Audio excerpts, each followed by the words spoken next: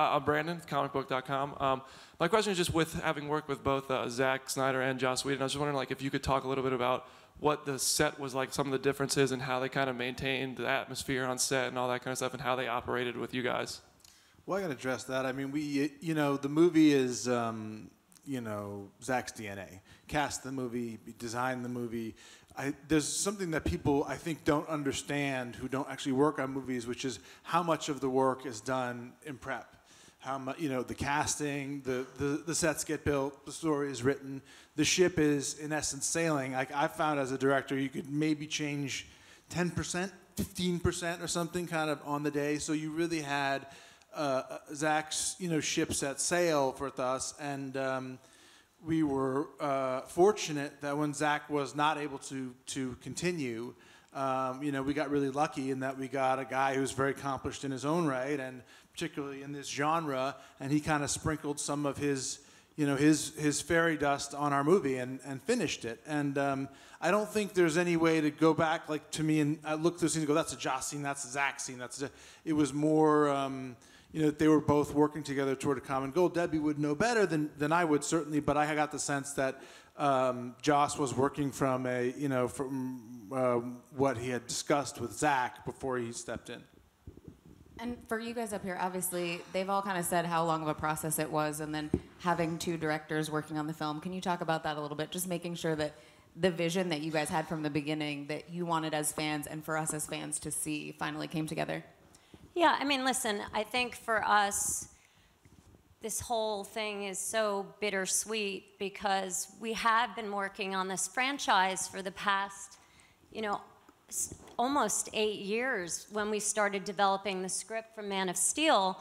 And then we moved on to BVS, and also Zack developed the story for Wonder Woman, which was leading up to the point of Justice League, where these characters were finally going to come together. I mean, this was a really great hero's journey, and a journey for these characters to be the characters that they are today. So not being able to complete his vision, was extremely difficult. So that makes it hard. But we were lucky that we had Joss already working on script pages. And, our feeling is that we're hoping that people don't think about how the movie was made when they went to see it, because these characters are bigger than any director. They're bigger than any of us. And we love and adore these characters, and we love and adore all these people here, so. How about for you, Chuck?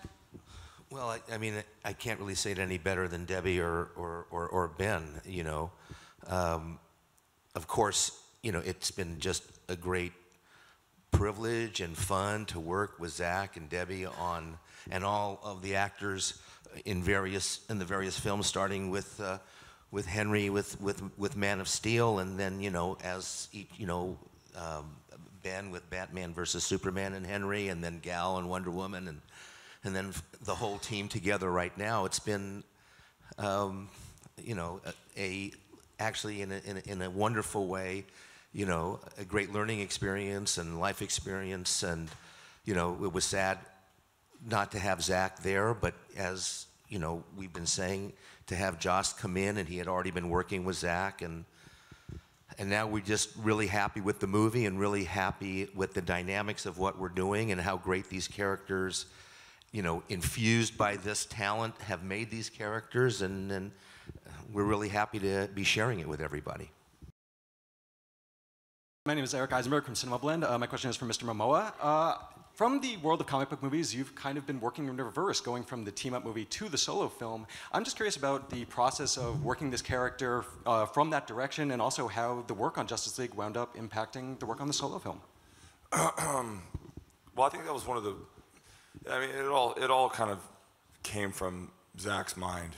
I mean, Aquaman wouldn't be here if it wasn't for him. When I stepped into his room and he told me his vision. I want people to know that, in a year, you're going to understand where he came from, what happened to his mother, what happened to his father, and how he was treated in this world, and how he didn't know how to use his powers. And sometimes he saved people, and sometimes he lost people, and, his human side didn't know how to cope with those things, and he would cover up those things, and so he's hiding behind there's a lot of layers of this guy, and I think once we do get to the solo film, you get to see the man who's going to take responsibility and help the world and become king eventually.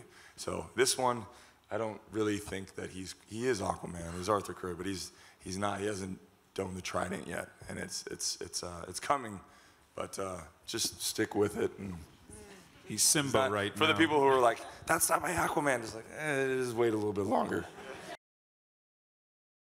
Jenna Bush from Coming Soon. I'm curious what sort of team building work you guys did. Did you train together, or was there anything else you guys did together? Parcheesi. No, I mean, I think a lot of it is the time we got to spend between takes. I see some familiar faces who were with us for set visits here today. And I mean, what you saw is what you got. I mean, being around these guys, the different energy and the different comedic sensibilities with respect to that, I think it did build the team in a pretty organic way. I think that going back to Zach, he did magnificent work casting, like plunking and knowing exactly which one is going to make the best of its character and how the whole will work together. And it's been super easy. It's been very natural.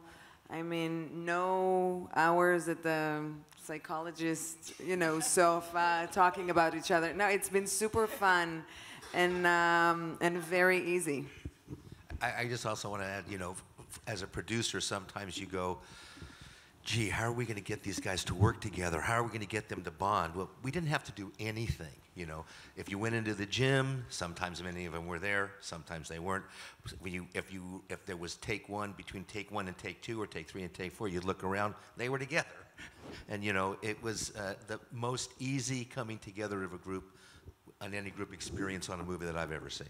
The other thing too is we spent a lot of time on set. It was the first time I've ever stayed on set. Normally, I got massive ADD and I can't sit still and I gotta go do something. So I'd always run back to my trailer. But we were just we lived in our tents and we have a band. Yes, he did the drums. Andrew did the drums. We did some singing. Ben did the Bruce voice. It's been super awesome. I'm telling you. There's a Twitter. Time. It's a swell time.